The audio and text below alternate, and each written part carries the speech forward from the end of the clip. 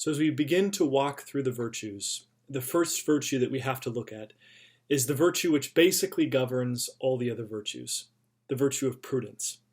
St. Thomas Aquinas, when he defines prudence, gives this very succinct definition.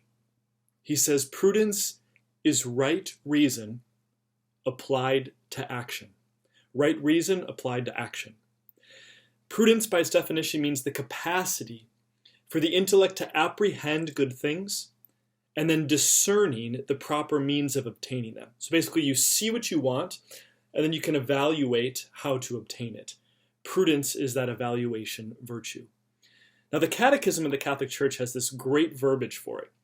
It calls prudence the charioteer of the chariot. So it's basically like if we're driving somewhere, it's the person in the driver's seat.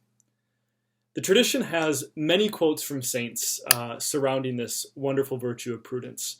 St. Vincent de Paul has this little gem of a quote. Prudence consists in judging, speaking, and acting as the eternal wisdom of God. Prudence is, at her essence, to basically think and to act in union with God, putting everything in order and in perspective. This is why prudence is considered the highest of all of the moral virtues. And as far as the four, the temperance, fortitude, justice, and prudence, prudence is the head of all of those. Prudence is the virtue that will tell us, so if we're trying to judge a situation, to know how much mercy to give, or how much just kind of justice, and we got to just stick to the law of the land. Prudence is the thing that begins to slide to know how we should exercise justice. In regards to fortitude, right? Fortitude would be like, okay, prudence tells me, do I keep pushing on, or do I actually kind of relax and say, I can't win this battle, I'm going to save my stamina for the next fight. Also, prudence is, how much or how little should I eat before I go out for a run? Right? Our bodies might want to just kind of gorge in food, but prudence says, you know what? Maybe you should just have a little bit of goo and then you can head out for your run so you don't throw up along the way. Now, throughout our tradition, prudence shows us that the ordering of the moral life and the saintly life always comes through her guidance. And in St. Anthony of the Desert, he is kind of considered the father of all monasticism. He had many monks coming out to him in the desert and wanting to live with him to seek the life of perfection. And when one of the monks, basically was saying, okay, Father Anthony, how do we become perfect? How do we become holy? He, of course, did the teacher thing and said, well, how do you think that you become holy? And they said, well, you have to be chaste and you have to be charitable and you have to be humble. And Anthony goes, yep, you need all of those. And here is what is recorded of Anthony saying. So I'm going to read this in its fullness. It's a beautiful quote. Anthony responds to his brothers saying, all of these means are necessary to those who thirst after God, but none of them is the principal and infallible means. For we have all seen religious who have observed these practices, yet came to a deplorable end. They lacked prudence, and not having acquired this virtue, which conducts one in the middle way between extremes, they fell either into excess or they fell into deficiency. Now, prudence actually looks like, there's actually 5 things to actually see what prudence looks like. If we're trying to say, okay, if I want to be a prudent person, what must I look like? The prudent person has a slowness in consultation. They are taking in the whole scene, but they have a promptness in execution. So they'll take in the whole scene, they'll analyze it, and once they made a decision, they move on it. One gathers as much information as they can before they make a decision, but when they make a decision, they just go for it. Prudence also is careful and consistent with self-scrutiny. So basically what this would look like is the prudent person is kind of analyzing the decisions they made and said, that wasn't the best choice. Next time I think I'm going to choose something better. So the prudent person is constantly examining their decisions. Third, the prudent person is ready to accept and to seek counsel when they know they don't have what they need. This is actually from the book of Tobit, right? It says, seek counsel from every wise man. Now, there is something wrong with it, right? If you're constantly seeking counsel but never making a decision, that's not prudence. But prudence is saying, I would rather learn from other people's mistakes or successes rather than have to reinvent the wheel. The prudent person always will try to gather as much information from others as possible. The prudent person also has a custody of the tongue. They are not prone to emotional outbursts or regrettable behavior. There's a quote from one of the saints, I don't remember which one it is, but it says, the person who bites their tongue has nothing to regret in the morning. I just love that. Then the fifth thing, it's examination of all the other virtues. So just as it takes in information, it will also take into effect to say, okay, here is what I thought was courage. Was this really courage? Or here's what I thought was charity. Was it really charity, or was there something else involved? Prudence evaluates all the other virtues as well. Here's what prudence does not look like. So again, we want to see the extremes, right? Here's what the middle way looks like. Here's what it doesn't look like. Prudence is not never making a decision. So there are certain individuals in this world who just perpetually contemplate making decisions and never do anything. This is not virtuous.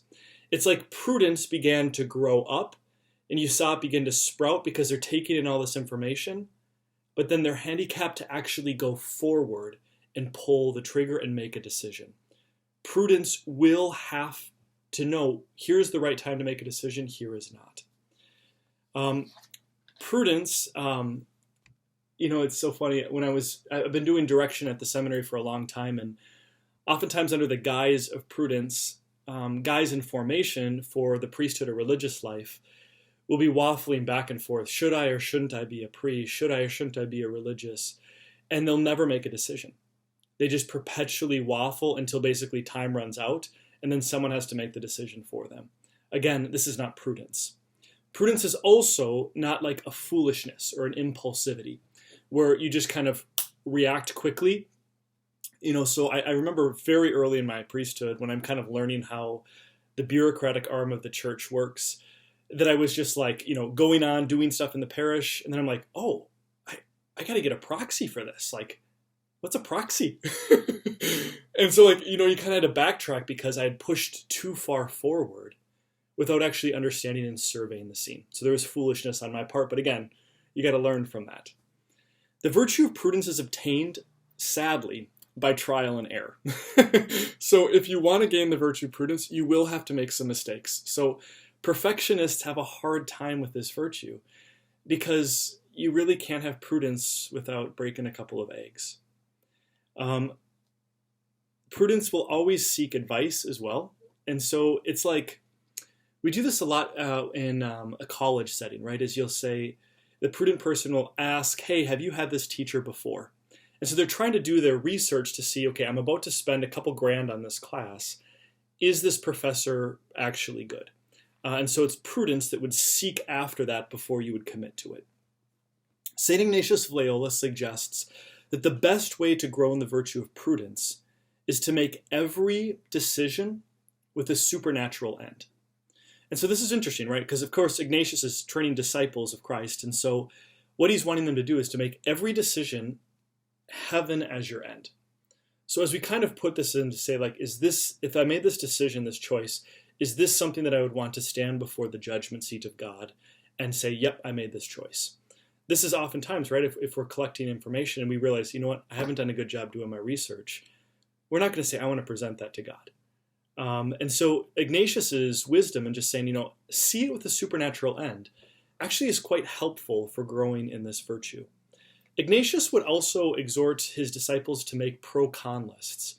Because prudence is a natural virtue, by just simply weighing the pros and the cons of something in life, we can oftentimes see it, evaluate it, and actually make a better decision than if we just kind of have this mental gymnastics of perpetually thinking about things, but actually never concretely walking through what would be best to decide. Now, the virtue of prudence is always concerned with the past, the present, and the future.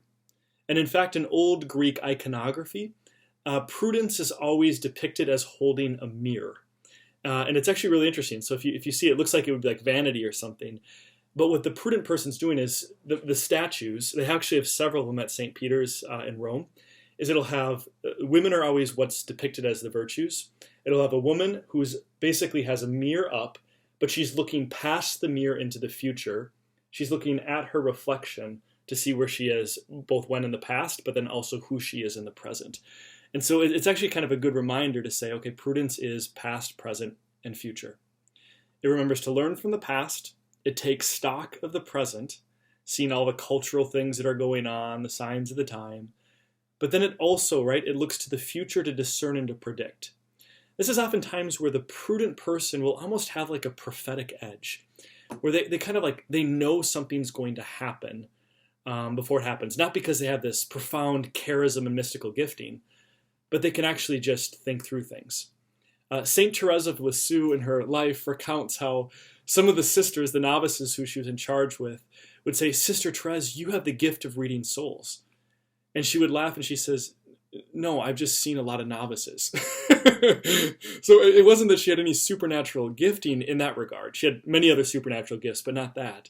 She just had prudentially seen how things work and could predict moves. This is also why the prudent person is oftentimes synonymously called the wise person, because wisdom and prudence kind of go hand in hand. Wisdom being a gift from God, prudence being something naturally that we can obtain in this world. Now, St. Thomas Aquinas says that every time we exercise this virtue, we must do 3 parts in order to exercise it. We must, 1, consider alternative course of actions. So we have to see what are the possible options. It's hard to make a prudent decision when you only have one choice. 2, judge the best alternative. So once you see the multiple possible choose your adventures, then you say, okay, I think this one's going to be the best choice. Then 3, issue the self-command to act on that judgment, which is the very definition, the defining act of prudence. Again, prudence is not just taking information and never making a decision. That 3rd part is essential for the virtue to exist. We actually have to pull the trigger and move forward. Prudence is always going to be needed in our life, and in particular in certain areas. A lot of imprudent actions, to see the contrast, right, occur when people don't weigh all of the variables that go into a situation, right? And this is like, notorious, right, for us pastors who are coming into a new assignment, is, we kind of say, okay, it should be this way. And we start to make a movement, and then we're like, whoa, it's like we hit a beehive. And part of the reality, right, is that there were variables that we did not take into consideration. So part of prudence is taking just like the whole scene that is surrounding us. Oftentimes, an imprudent decision is also, again, going back to the rules of discernment, the enemy loves to work on the emotional level. God loves to use the rational level. And so oftentimes when imprudent decisions are made, it's because there's a strong emotion that's kind of stirring up within, and then we kind of, boom, make a knee-jerk reaction. Rarely is the emotions going to kind of drive a prudential decision. Again, going back to the first lesson, Stoicism, right, is oftentimes the foundation for a lot of these virtues, where they would completely remove the emotion from it. And so prudence would be one of those examples of that Stoic kind of virtue. Therefore, one can see, right, as one's developing prudence and how it kind of moves away from the emotional, it surveys all things, it governs all the other virtues, why, again, going back to the first lesson on virtues, this is part of what's called the Alumina Phase, is the lights start to come on and we get these aha moments as we take in more information. To use an analogy, right, is if it's very dark, the pupils of the eyes dilate very large to let in as much light as possible so that we can see. However, when the lights are all turned on, the pupils go really small, and you're able to kind of navigate even easier because you can see things clearly. The same thing is true with prudence, is it's like that illumination or the light comes all on, and we can see things in the total sphere rather than just to react and to make poor decisions. If one does not have right reason, it's very easy for the person to be swayed by the passions. And this is again why it's called the Charioteer of the chariot. Without the virtue of prudence, the odds of you developing other virtues are pretty slim, because you're just going to continue to get moved by whatever situation presents itself rather than always choosing what is good. It's very easy within religious life and just with devotional life in general to get discouraged, right, at the pursuit of prudence. Because we will realize, right, especially as we're examining the decisions and the choices we make, that we actually do make a lot of imprudent decisions. We're human beings, right? We're fallible. But rarely, right, do we human beings take time to stop and reflect on what could I learn from the decision that I made. And this is the key to the growth in virtue versus the remaining in vice, is am I examining and watching what's going on after I perform an action. The virtue of prudence will always regulate, right? And so even as you're pursuing things like religious devotion, things like this, prudence will say, you know what? You've gone to the adoration for 3 hours every day. Prudence would say, too much. I'm going to have you tool back just a little bit. You haven't been cooking any meals for your family. You haven't been around. You've neglected your duties at home. You've missed work and been late. Prudence would say very clearly, there is something not right with right reason in this instance. So again, even in the pursuit of holiness, prudence is extremely helpful to tell us too much right now, you got to tool back, or too little, you got to move forward a little bit. Now, here are some of the virtues that actually accompany prudence. So it's kind of cool. Some of the tradition calls them friends of the virtue. And so one of the friends of prudence is docility, which is being open-minded, right? And you can see why this would be essential for the prudent person, is they're taking in lots of details, all right? The next one, and this is kind of it gets a bad rap, but it's actually a virtue, shrewdness. Having keen insight and disposition to be shrewd on your decisions. Right reason, it's actually a virtue. It's perceiving quickly the fallacies of an argument. So it's like maybe you've had this experience, right, where you've grown in prudence, and someone's talking or presenting something, and you're like, that's not right. Something's off with that. And you may not know, like, okay, here's the logical fallacy that's going on. But after gaining prudence, you can actually, that is not right reason. Something is off in the thought process. There was a book I came across. Gosh, I can't remember the author, but the title of the book was called The Hunted Priest. And it was actually, it's autobiography of a priest who in England, during the time of persecution of Catholicism, the Jesuits would kind of infiltrate, and they would go from household to household, and they would be leading people in the Ignatian exercises per household. So they would dress up in disguises and be shuffled off into night. And even to this day, actually, if you see the movie Skyfall, which is one of the James Bond movies, one of the climactic scenes is they find one of the priest hiding spots in the Scottish area where they were hiding priests behind a hidden wall. And of course, James Bond can hide back there. One of the other friends of prudence is the virtue of foresight, to see what can be expected. So as we talked about, right, this is where some people confuse it with like the prophetic lens or the gift of knowledge. It's actually just foresight, one of the friends of prudence. Another one is circumspection, putting things into their proper context, right? So the person who has prudence will oftentimes have circumspection, where they will be able to say, you know what, today was a really hard day, but that's not my life.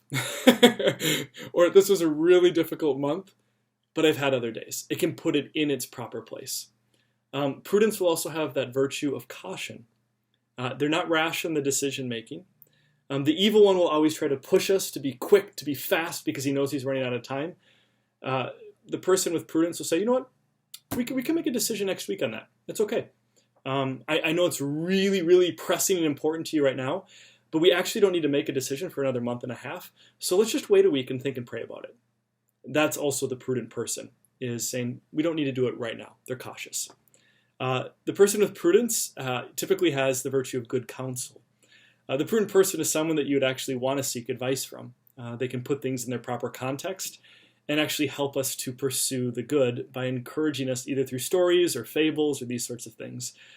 Aesop's Fables, which is kind of an old book just to kind of depict virtues through stories, usually with animals. it reveals a lot of that kind of prudential reasoning. And then the final one is just good judgment. They're able to immediately apply correct verdicts to situations, the prudent person. Whereas someone may have to go through just a lot of deliberation if they don't possess prudence. The person with prudence can actually look at a situation and just be like, I know the right answer. I've seen that before. A great example of this is actually in Daniel chapter 13, where there's the two kind of gross old men, and they try to pin a crime on Susanna that she didn't commit. And they're just about to lead Susanna off to her death.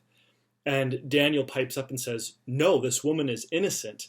Let me hold judgment over these two corrupt guys, and I will allow them to condemn themselves by their words and their false testimony. And so again, Daniel, possessing that great virtue of prudence, was able to see a situation, say, that's not right, and boom, work its way through the proper end. So that's the virtue of prudence.